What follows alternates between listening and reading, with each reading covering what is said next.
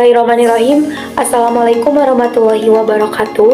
Kembali lagi bersama saya Lisda Nur Hakiki dari Teknik Informatika D dengan NPM 2006200 di mata kuliah Sistem Multimedia. Kali ini kita akan menjelaskan perbedaan antara grafis bitmap dan vektor, di mana kita juga akan menggambarkan 5 elemen grafis berbeda yang akan digunakan dalam sebuah proyek multimedia.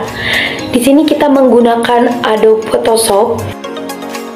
Sebelum ke praktek bitmap dan vektor di Adobe Photoshop, kita bahas terlebih dahulu apa sih yang dimaksud dengan bitmap sendiri.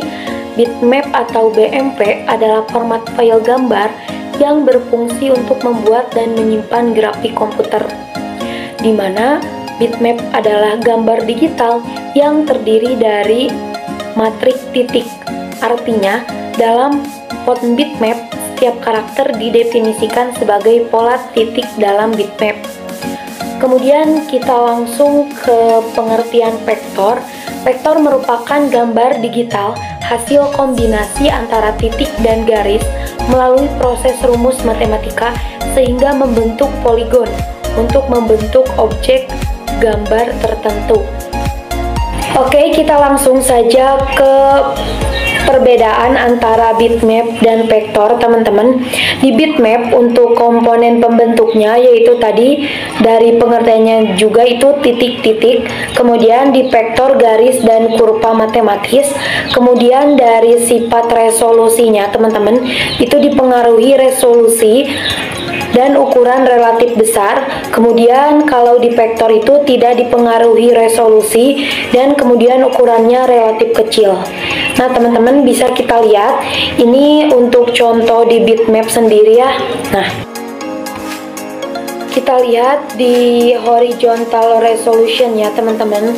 Di sini 96 dpi yang berarti dimana dalam 1 inch itu resolutionnya yaitu atau resolusinya 96 pixel ya, teman-teman. Nah, di sini juga berarti untuk gambar di bitmap resolusi semakin tinggi maka gambarnya itu semakin jelas atau teman-teman seperti itu ya. Nah, kita lihat terlebih dahulu dari contoh bitmap sendiri. Ketika kita zoom, teman-teman, kita akan lihat perbedaan dari vektor dan bitmap ketika kita zoom. Nah, teman-teman ya, ketika kita zoom ini tidak jelas gambarnya, teman-teman, itu blur ya, teman-teman, blur kayak gini. Kemudian kita lihat di gambarnya sendiri, teman-teman, pecah ya tuh. Jadi tidak jelas, teman-teman, untuk di grafis bitmap.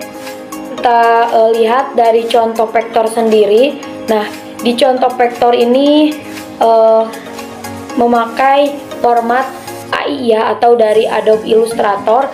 Ketika kita zoom, teman-teman, kita lihat ya, ketika zoom sebesar apapun tuh, ini masih terlihat jelas, teman-teman. Ketika zoom juga ini masih terlihat jelas dari mulai teksnya tuh ya.